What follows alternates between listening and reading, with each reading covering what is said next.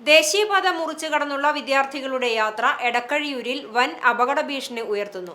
എടക്കഴിയൂർ സീതി സാഹിബ് സ്കൂളിലെ വിദ്യാർത്ഥികളാണ് ദിവസേന ജീവൻ പണയം വെച്ച് സ്കൂളിലേക്ക് വരാനും തിരിച്ചു പോകാനുമായി ദേശീയപാത മുറിച്ചു കടക്കുന്നത്.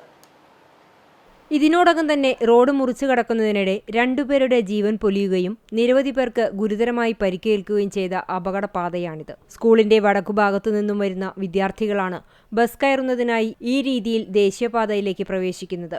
നിർമ്മാണം പുരോഗമിക്കുന്ന ദേശീയപാതയിലൂടെ അമിത വേഗതയിലാണ് വാഹനങ്ങൾ ചീറിപ്പാഞ്ഞു പോകുന്നത്. ഇത് കാൽനടയാത്രക്കാരായ കുട്ടികളുടെ സുരക്ഷയ്ക്ക് വൻ ഭീഷണിയാണ് ഉയർത്തുന്നത്. അകലാട് ഉൾപ്പെടെയുള്ള സമീപഭാഗങ്ങളിൽ സർവീസ് റോഡുകളുടെ പണി പൂർത്തീകരിക്കാത്തതാണ് നിലവിലെ പ്രധാന പ്രതിസന്ധി. ഇതുമൂലം സർവീസ് ബസ്സുകൾക്ക് സർവീസ് റോഡിലൂടെ പോകാനാകാതെ പ്രധാന ദേശീയപാതയിലൂടെയാണ് കടന്നുപോകുന്നത്.